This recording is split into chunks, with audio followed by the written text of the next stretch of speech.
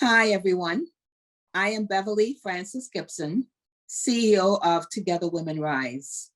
It is indeed an honor and a pleasure for me to meet with the staff and the founder of the Pangea Network. Today, joining me are Nicole Minor and Dorothy. I'm going to let you pronounce your last name for me, Dorothy. I do not want to slaughter it. Ombajo. So thank you both for being with me today for a conversation about the Pangea Network and the important work that you're doing in Kenya. At this time, I'd like to invite Nicole to introduce herself and tell us a little bit about her role within the organization. Thank you. Thank you so much for having us and for Together Women Rise and this opportunity. So my name, as was mentioned, is Nicole Minor, and I am the founder and executive director. We are in our 17th year of operations. Thank you. Constantly learning and growing. And it has definitely been a labor of love and passion. And we really are very excited about where we've come from and really excited about where we're going. Very nice. Thank you for that, Nicole. Dorothy, introduce yourself to us. My name is Dorothy Ombajo. I'm the country director of the Pangea Network in Kenya. I've been with the Pangea Network since 2009. Very nice. Thank you both. So Nicole, as the founder and executive director of the network, share with us what led to the creation of this organization. So it was definitely not a straight line. It wasn't something that I always knew that I was going to do. And quite honestly, I didn't see myself as a leader. I was always really good at someone telling me what to do and doing it to the best of my ability. And so it wasn't natural for me, honestly. I always had a passion and was drawn to development work, and was able to, I have a master's in international management, and I really couldn't find my fit in the business world. I did strategic planning and other things, market research, and it was fine, but it wasn't my passion. And I really had a transformative moment for me was when I was 21 and I had a brain tumor. And so all of a sudden you think you have the rest of your life to figure stuff out, and then you realize, oh, I don't. Yeah.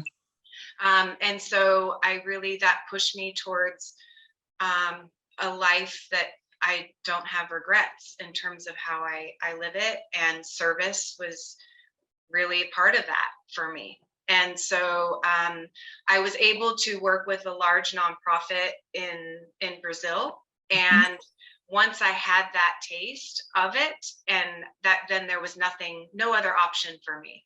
And I read Muhammad Yunus's book, Banker to the Poor, with the grandfather of microlending. And I just immediately thought, oh, this is brilliant. And so I knew I wanted to focus on women, and I wanted there to be a financial component to it, and education being the foundation. And then I wanted to find a job in international development. And a friend said to me, why don't you start your own? And my immediate reaction to that was, oh, I'm not qualified. I can't do that. I took myself out, like a lot of women do. Yes. But it was that seed that was planted, and having one person see something in you that you don't see in yourself yet. Yes. And I started writing and calling people, and just wanted to be a fly on the wall. And it sparked the movement forward, and then had a lot of people around me saying, go for it, go do this. So here we are. Wow. So why Kenya? How did you end up deciding that that's where your work would be? Well, I knew I wanted to work through local women wherever we were working. And our first programs were actually in the Middle East. and we were working with a local partner, so we weren't implementing the programs ourselves. Learning a lot, but it was very challenging place to work. And I had gone to Kenya and with an organization that was working there already.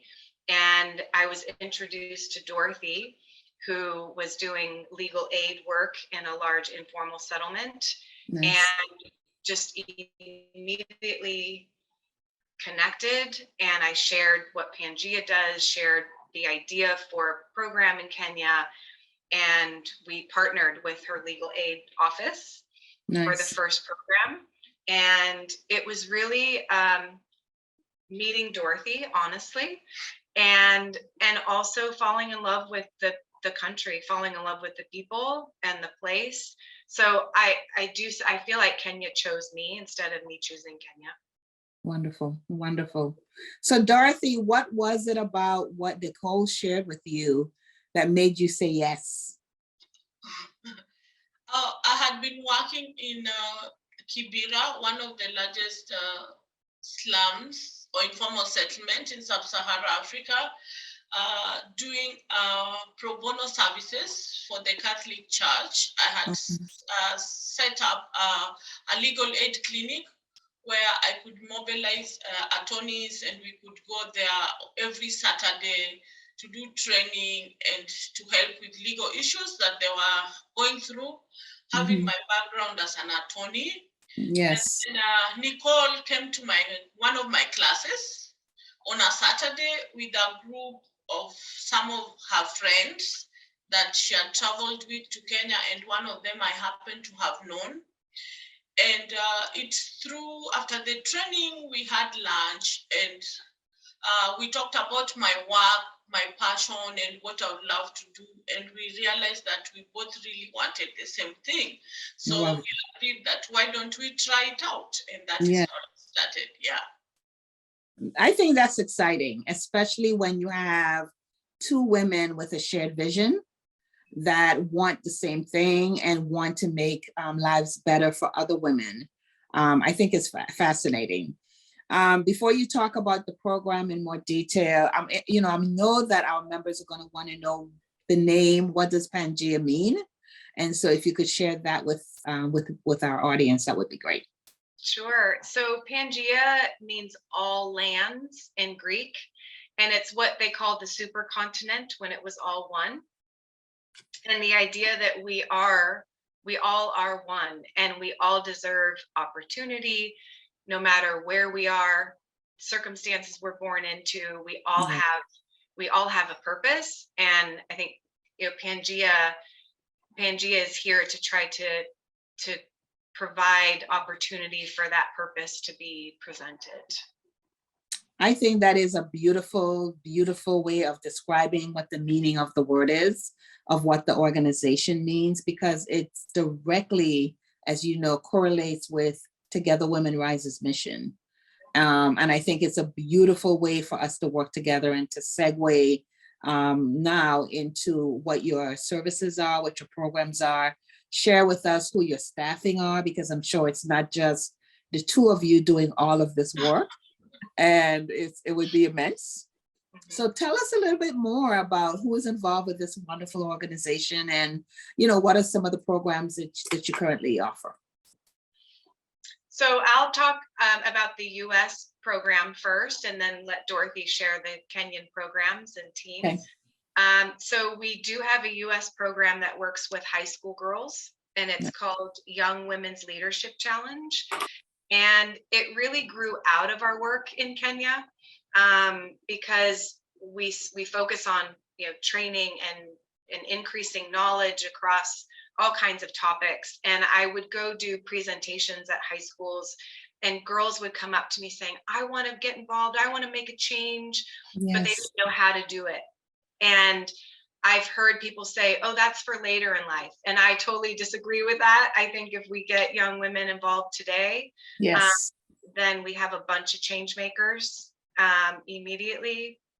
So we started this program. It's a year-round program, and it starts with a 6-day conference at Rice University, and it has different topics every day, different speakers, different careers presented. So it's everything from global issues, human rights, financial literacy, Nice. self-esteem, body image, and personal development, media literacy. So we're trying to equip them with tools to get them to and through college and into the workplace.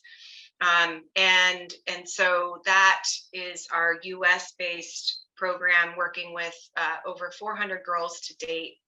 Wow. Program. And that started in 2012. So then I'll pass it to Dorothy to talk about our Kenya work. That's very impressive. Yeah, in Kenya we have like three main programs. The first one is the Kenyan Women Network, where we work with women from informal settlement and rural areas. It's like a group of women of 25. Some cooperatives are big as 60 or 70 women in one cooperative. Wow. And these women go through a 6 months training. And after the 6 months training, they graduate and then get a revolving fund to do their businesses. And we work with them for a period of 3 years. The first is the training part, and after the training, they set up businesses, we monitor the businesses, we work with them through these businesses. The training component involves leadership, basic human rights, bookkeeping, personal development, marketing, and reproductive health, food and nutrition.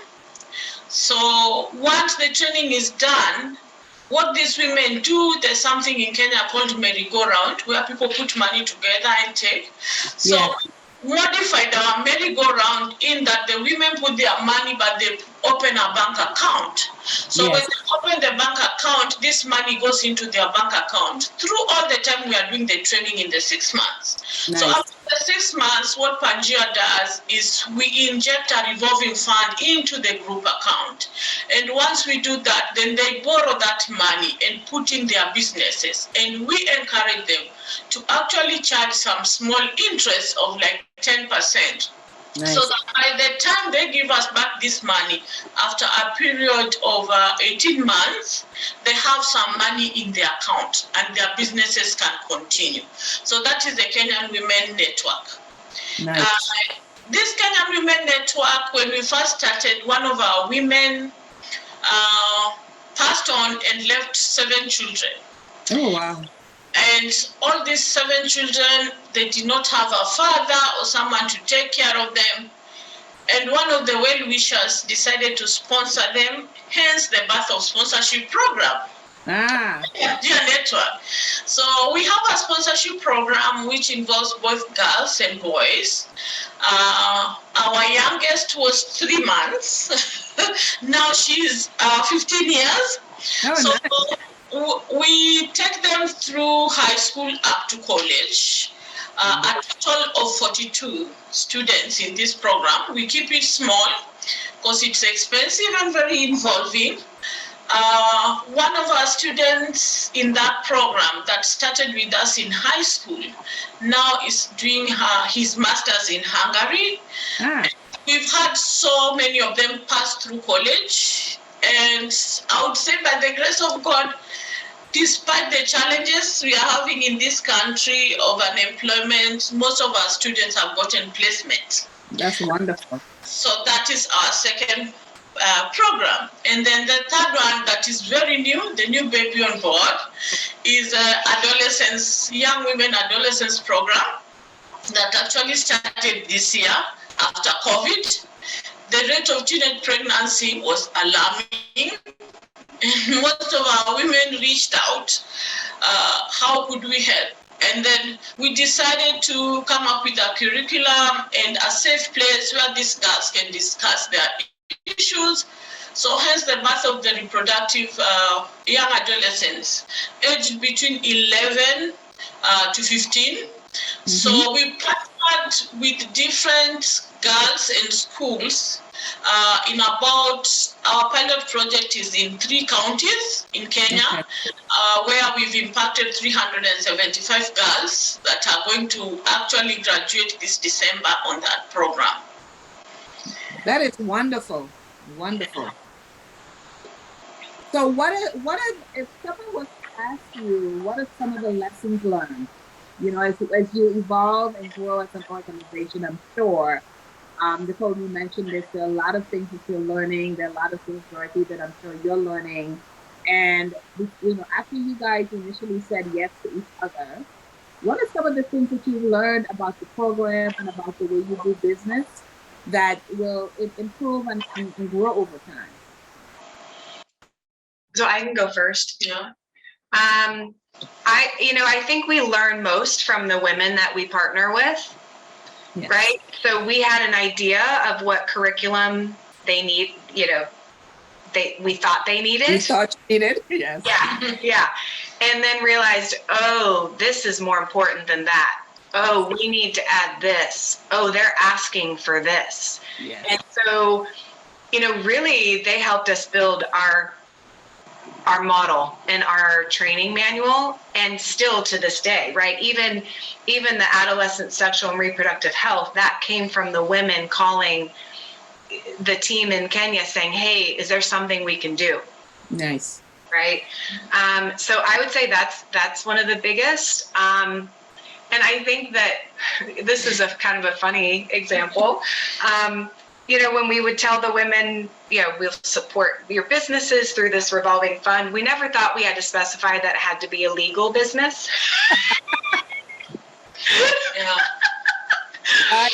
Yeah. Until we were invited into a home brew bar, and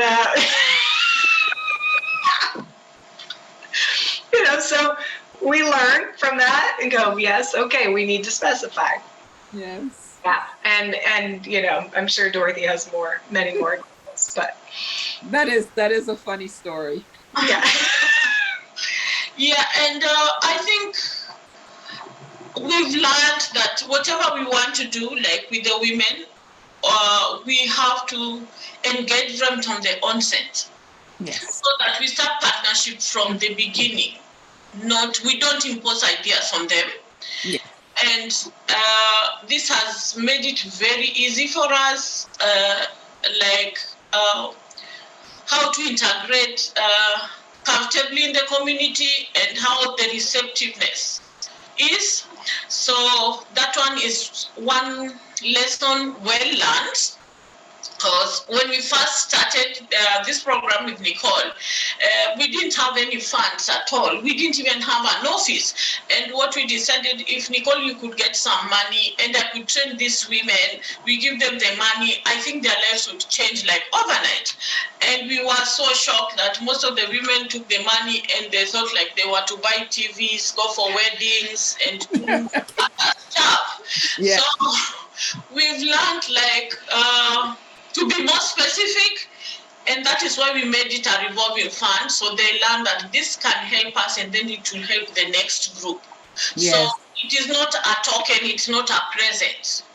So that was a learning lesson for us. And very many things we learn every day. No, Yeah. I think that is so important because you're investing in their future and in their family's future, right? So it is important that they understand that this is not a gift that they can just buy things that they've always wanted. The hope is that one day they will be able to do that. Mm-hmm. But what I like hearing is that you are flexible, and as part of your program, you're listening to the people that have the most knowledge, and you're helping them develop their skills because of that. So do the women have to have a business plan to be a part of the revolving program? No, you have to be part of a group of 25 women minimum. One thing that brings these women together is they want to change their lives, economically empower themselves to change their lives. Yes. So they go through this business training and they come up with a business plan after they've gotten the knowledge. Okay. Yeah, so they don't have to have a business plan. All you have to do, and they have to have a bank account, and they have to have a legal registration so that they are able to have a bank account and operate as an entity, as a group, not as an individual. Yeah. Because the revolving fund is actually given to the group, not to individuals. You can pick it from there. But one thing is must have gone through a 6 months training to be able to qualify to Yes. actually borrow money from your cooperative. Yeah. Yeah. How do you find the women? Our first women were 70 HIV positive women in the slums, and we brought them to. My biggest challenge at that point was there was a lot of asking. I've slept hungry, my children are not in school, I have not paid my rent, and Yes. all this. And then when I shared with Nicole, and we thought, why don't we give them skills? Maybe if we train these women, they'll be able to fend for themselves and do simple businesses like selling vegetables, selling cereals, something self-sustainable. So Yeah. hence the training manual we started with this 70 women. So they went through training, some went through, learned how to do beadwork. So they could do beadwork, they could make sandals, and then they sell them. And we realized, ooh, so we can take this to the next level. Yes. So from there, the women in those areas that we have actually worked, we always have a group waiting because we take a minimal number of like 25 per cooperative. Yeah. And then sometimes you find there are 60 women, 70, 80. And for example, this year, we had worked in Mombasa and took a break for, I think, 3 years. When we got back to Mombasa this year, we wanted just 130 women to train. That is what our budget allowed, actually. Right. Right. We had 250 women waiting. Oh, wow. Yes. So there is immense need.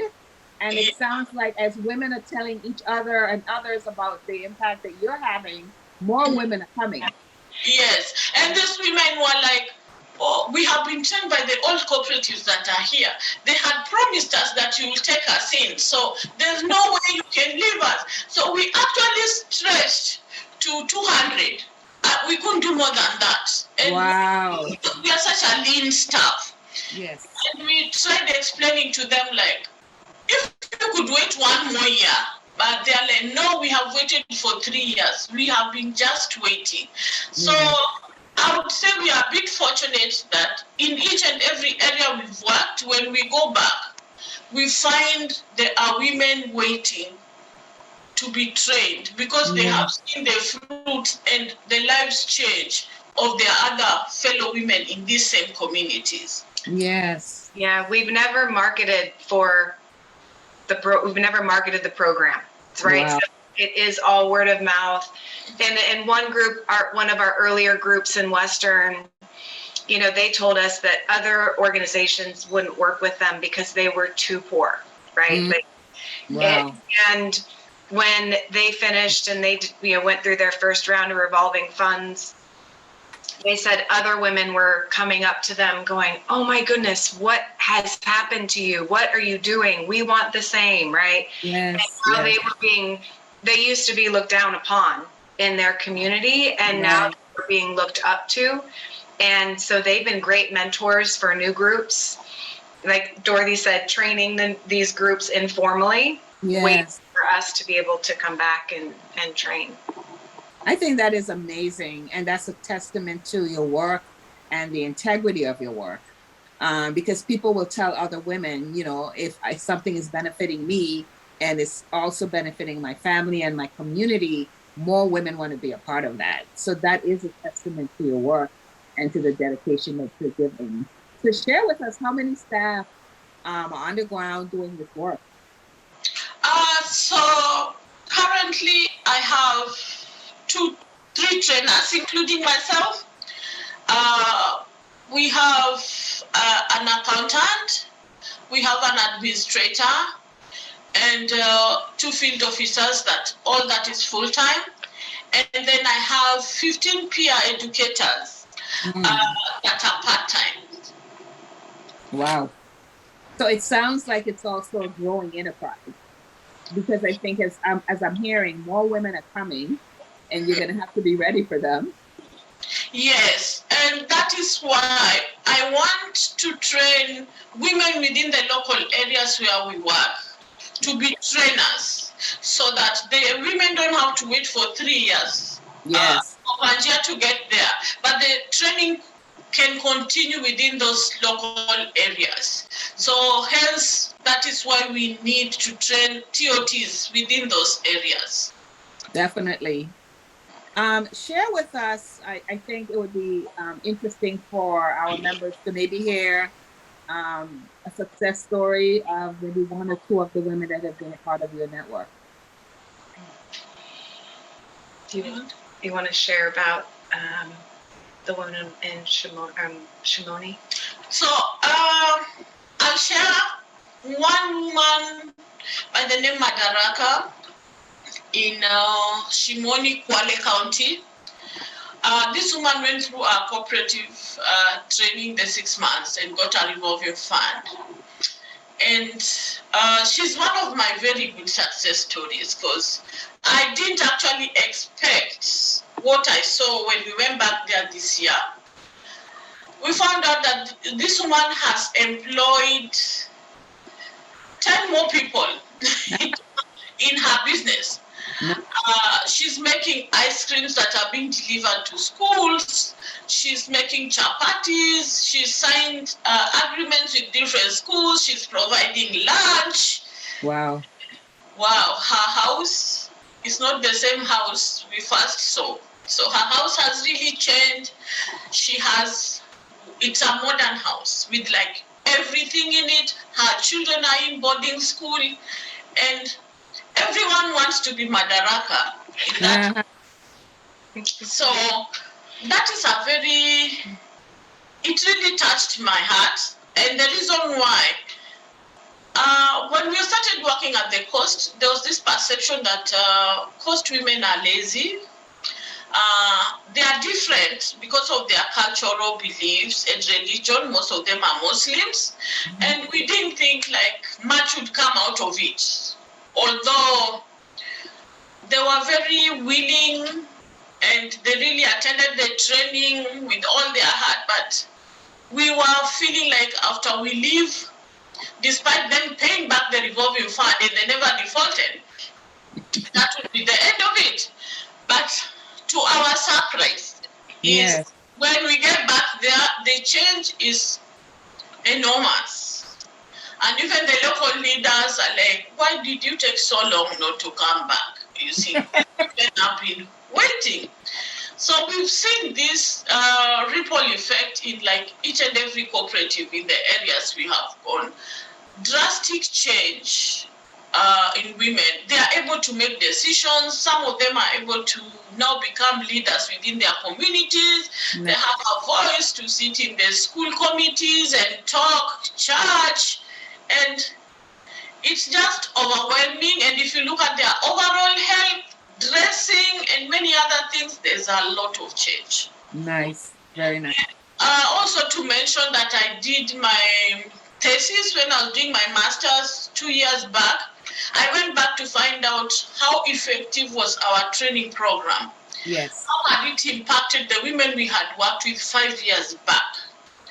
And to my surprise, most of them are employers. Nice, very nice.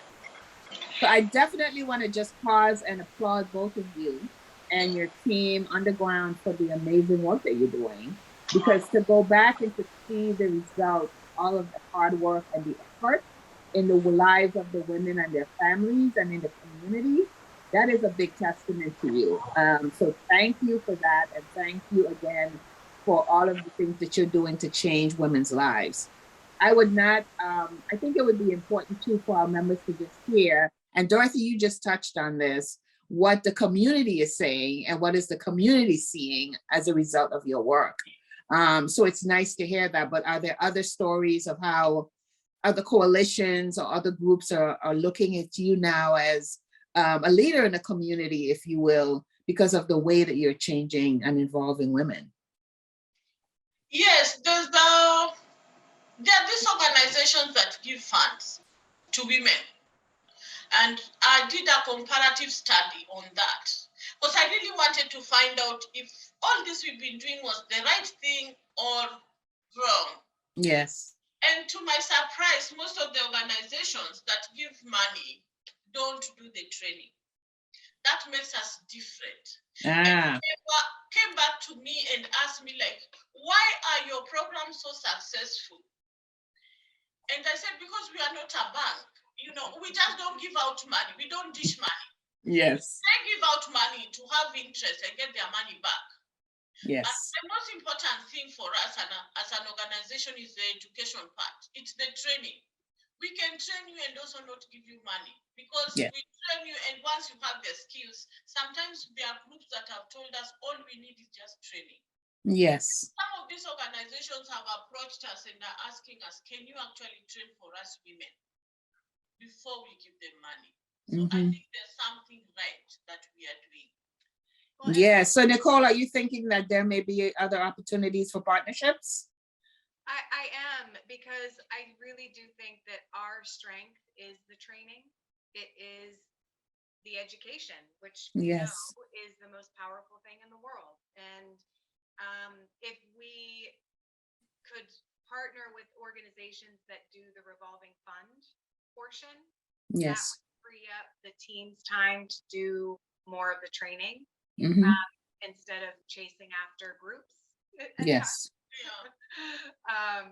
So that definitely is something that we're looking at, but we also are incredibly understanding of challenges that our groups have, because the team spent 6 months with them, right? So they know them.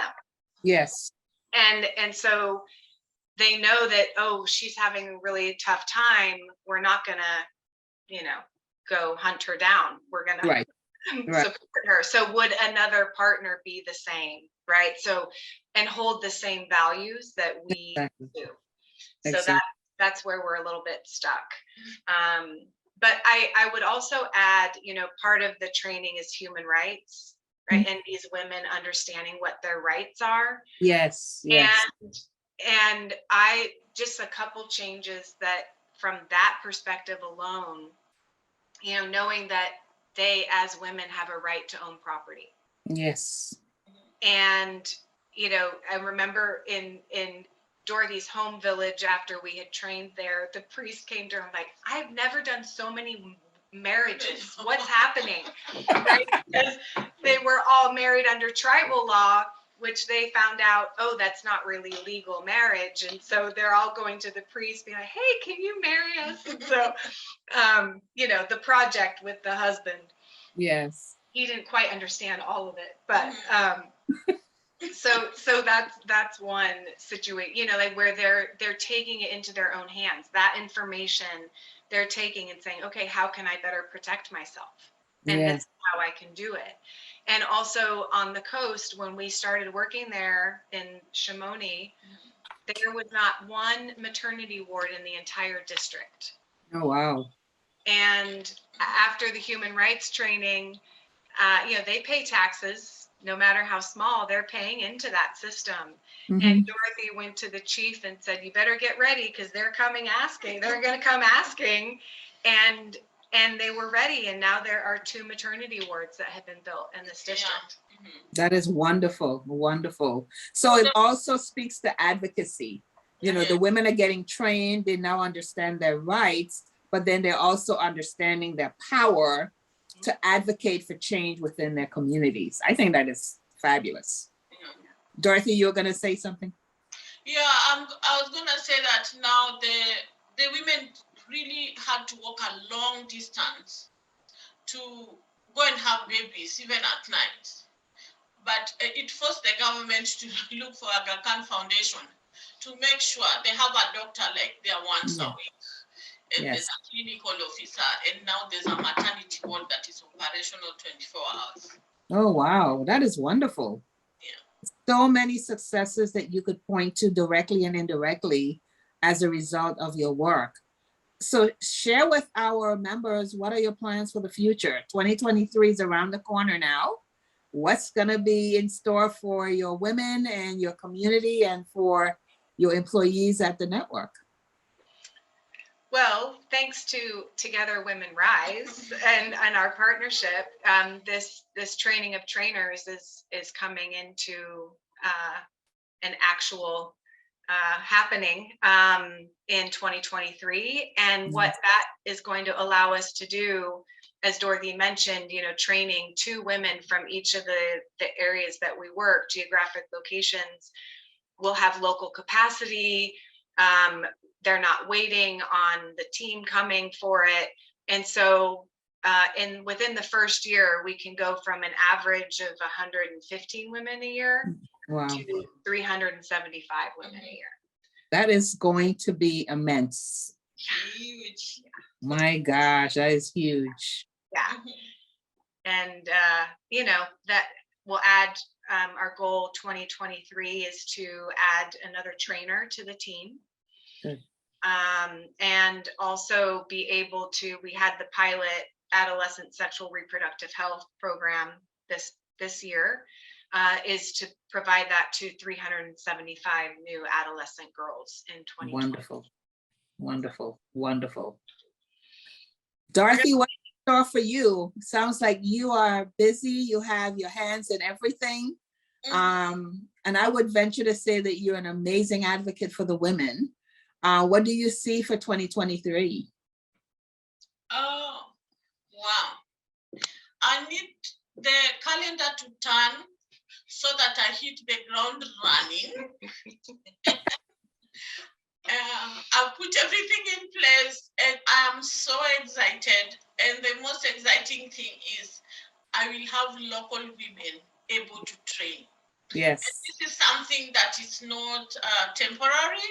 It's something knowledge that they will have and they'll be trainers for life within their communities. That really makes me happy. And thanks to Together Women Rise, this is happening. It's been a dream for us for a very long time. We've been back and forth with budgets, proposals. Wow, but it's happening. Yeah. Yes. Well, I am very happy for both of you, and I am happy for the network, Pangea Network, and all of the women and the families that you are impacting and the lives that you're changing. We look forward to hearing more about your good work throughout the year. So please keep us posted on what's happening. I think one question that came to mind that I think one of our members may want to know is, do you have women that don't finish? And because for various reasons, life happens. And what happens to those women who may not finish the training? You don't graduate and you don't get a certificate. There's maximum. You could be sick 1 or 2 times or engaged, but if you don't attend the whole training, like for a whole month, yeah, you are out. Yeah. But can I come back as a woman who couldn't finish? Are they invited to come back? Unless you join a different contraceptive that is going to start again all over again. Yes. If they allow you, we will allow you. Understood. Any last words or last messages that you'd like to share with our members about the Pangea Network and about the future of the women that you're helping? Wow. I would just like to say it's really just an amazing opportunity to partner with Together Women Rise, to know that you share so many of the same values, and how you all operate, collecting together across the country to support women other places, I think is just such a beautiful model. And we just appreciate being a part of it. So thank you. You're welcome. You're welcome. Dorothy, any last words? We thank you for giving us the opportunity. We are in this journey together. We'll keep you involved in each and every step as we move together. Yes, please do. And just know that you are now part of our bigger extended family. Wow. And once you're part of the family, you can never leave. Oh, we love that. That's like kind of how we operate. I'm humbled. Yes. So thank you both for your time today. I appreciate you. I appreciate being able to just chat and learn more about the Pangea Network and the amazing work that you're doing on behalf and for women around the world and in Kenya. So thank you, Dorothy. Thank you, Nicole. And we'll talk again soon. Thank you, Thank Beverly. you Thank very you. much. Thank you. Thank you.